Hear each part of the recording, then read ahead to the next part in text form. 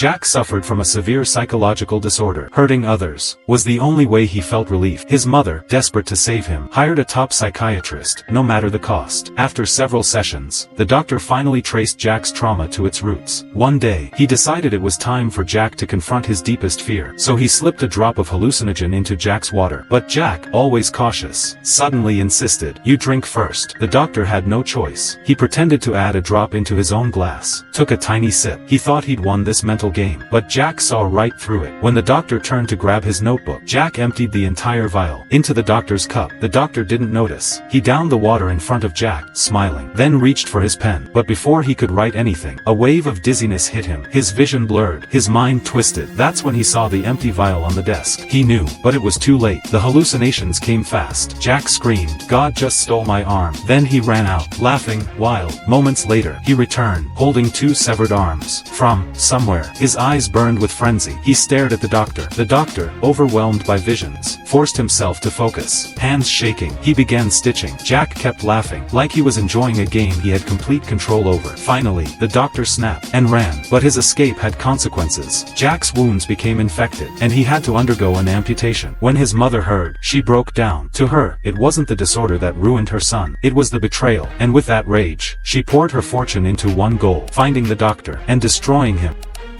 The beautiful princess slipped into her tight gown, and hid a dagger deep within her chest. As the most stunning bride, she was chosen by the royal family to marry a prince she had never met. But nothing could prepare her for what happened on their wedding night. Her new husband pushed her into a dark abyss. She had been offered to a dragon as a sacrifice. She woke up bruised and broken. As the beast began to stir, flames chased her through the cavern, and she realized the awful truth. She was just one of many girls, used to cover up the sins of royalty. She ran deeper into the cave, only to find a scorched corpse at the corner. She wasn't the first, and she wouldn't be the last. With fire closing in, she was caught between the rocks. Her gown held her back, but in the final second, she broke free. Still, her left foot was burned. She tore a strip of fabric with her dagger, and wrapped it around her wound. She had one goal now: survive. The royals believed she had perished, but she didn't just survive. She conquered the dragon, and rode it back to the palace. Now she would avenge every girl the kingdom had betrayed. With a single command, the dragon's flames consumed the royal halls. Her journey of vengeance had only just begun.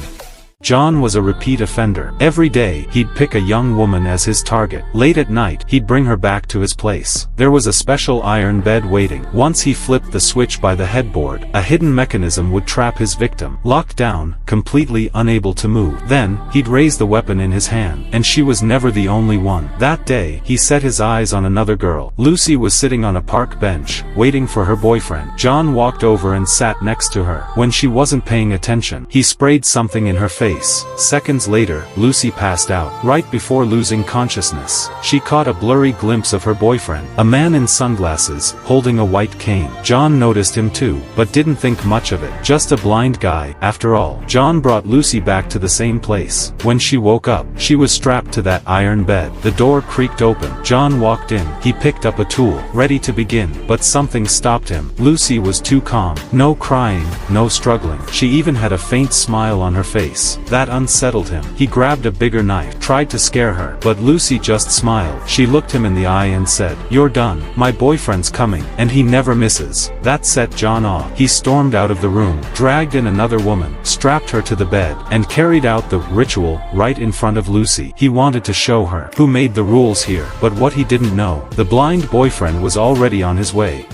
The woman, clearly reluctant, handed her ring to the robber. Beside her, John split his cash into 2 stacks. He gave up his share without hesitation, then pleaded, "Please, just leave the other pile alone." The robber raised an eyebrow. "I've robbed everyone here. Why should I listen to you?" John answered, "That money belongs to the dead." The robber paused, looked down, and froze. There it was, a body. John explained, "He was my co-worker. Died in a site accident days ago. That money is the company's compensation. I promised to bring him home for burial, no matter what. That money can't be touched." For a moment, the robber just stood there. Then, quietly, he gave all the money back, even returned what he took from others. He turned to the passengers and warned, "Touch this money, and you're done." But as soon as he left, everyone suddenly forgot. They rushed forward, grabbing their own cash back. Once they learned there was a corpse on the bus, they flipped. They dragged John, and the body, off the bus. Carrying his friend on his back, John started walking, heading home. On foot, he tried to hitch a ride, but car after car just swerved around him. As night fell, he found an old, broken-down inn. He laid the body gently on the bed, sat nearby, chatting with a few truckers. No one was willing to help. Tired and out of options, John lay down to rest, but he didn't see a pair of hands reaching into his pocket. Every last dollar gone. By morning, John woke up and realized the truth. He searched his clothes, but others took offense.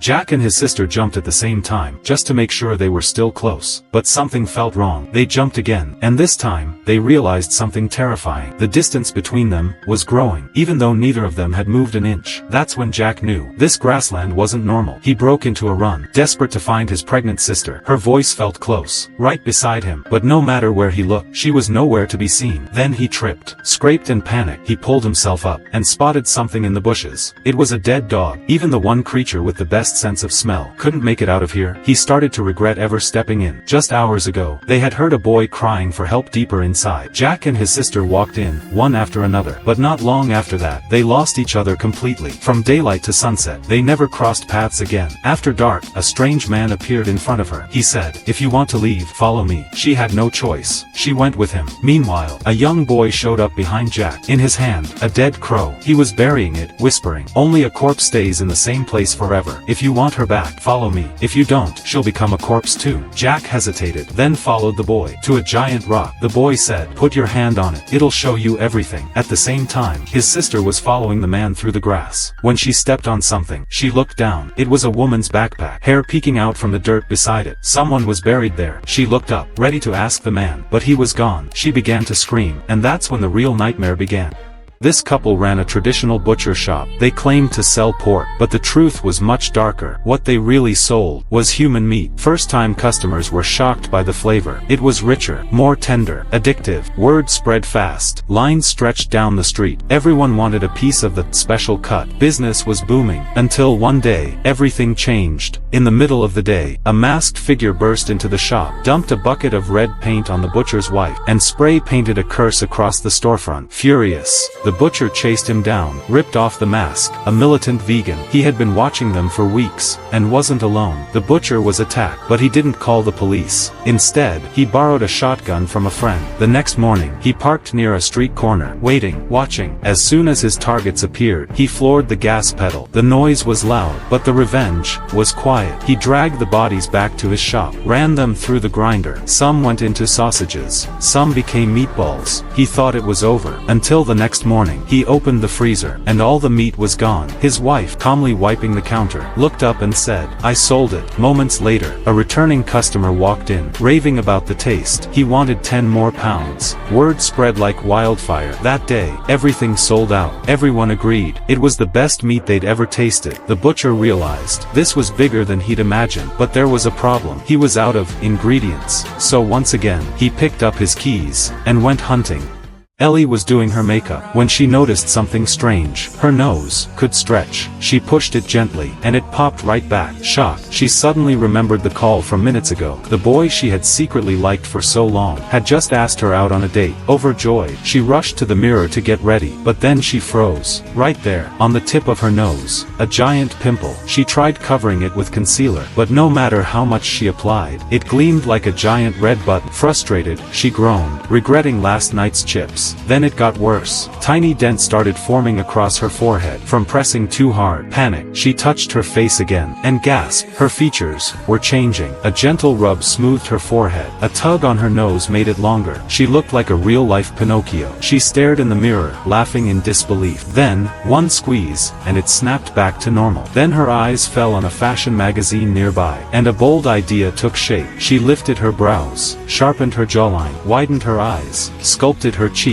Even her body shifted. A slimmer waist, longer legs. She gazed at her reflection, now the image of perfection. She smiled. Just then, the doorbell rang. He had arrived. Ellie turned to go, but something made her pause. She glanced back at the mirror, then down, at a photo of her original self. Her face was rounder, her smile, much brighter. She didn't say a word, but in the end, she chose to meet him, as her true self. She opened the door, and smiled, gently, confidently. "So tell me, which version of her do you think is the most beautiful?"